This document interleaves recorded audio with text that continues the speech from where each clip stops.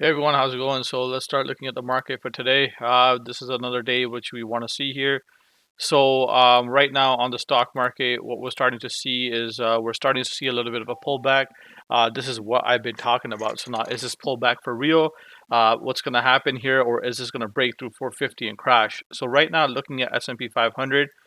This is an important level that is testing. This is an important resistance right here between 455 and about 461. So what we want to see is we want to see the market hold on here, right? So we want to see the market consolidate.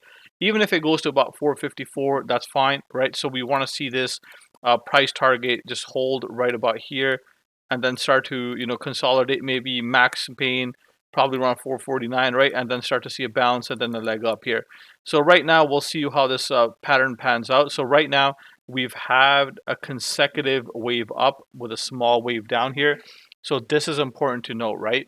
So as the market is open, we're starting to see a transition here in SPX.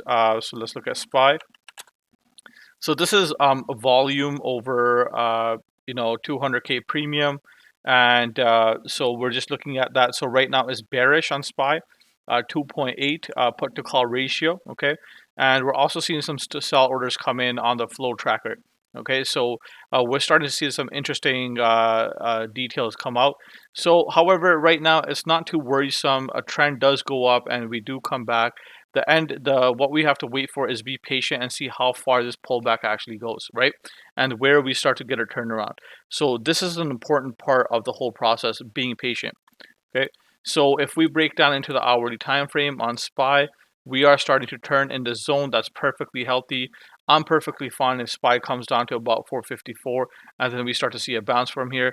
This could very well happen tomorrow as it is the end of the month and we can see some end of quarter rebalancing.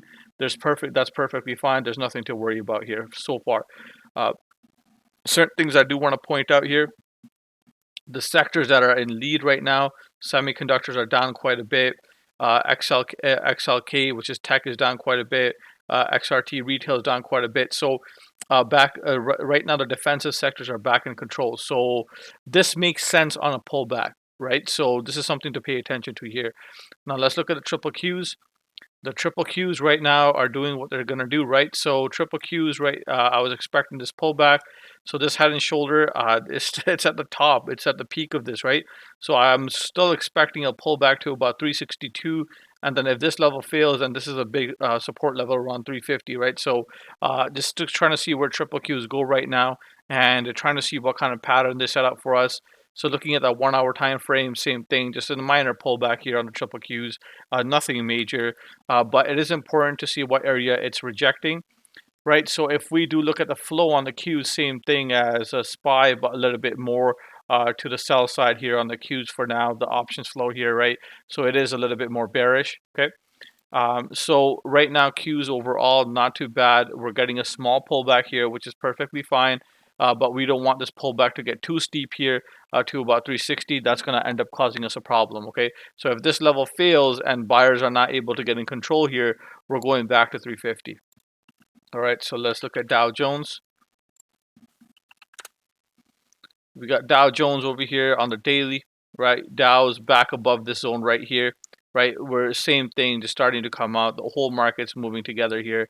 Nothing to be worried about in sense of Dow, but keep in mind the 100 is up here, the 20 and the 50 and the 20 are below here. So just got to be mindful of that, right? So the moving averages are still below, right? So in a healthy uptrend, the shorter EMAs are above the longer EMA, but right now it's below it. So still nothing strong going on in Dow Jones. The IWM, small caps, nice rejection here. That's okay.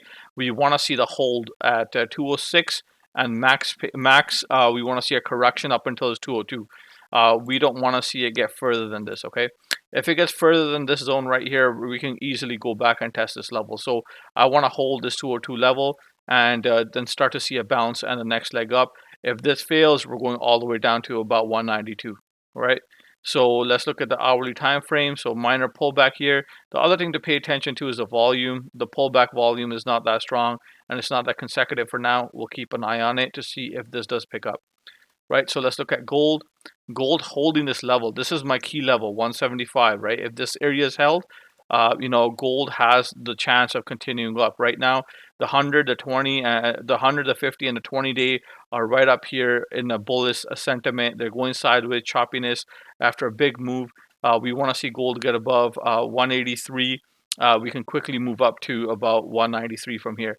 So gold is in a nice zone, right? So, and we want to see what's going on with this over the next coming weeks here. But right now, nothing big to worry about on gold, and we'll see what happens with it. And it's still a good hedge, so money's still coming into here, right? Money's not really being taken out. It's just consolidation after a big move. Once money starts getting taken out of these defensive sectors, that's when I want to go more aggressive into like the growth names, right? So right now, not really the time for that. So this is China, KWEB.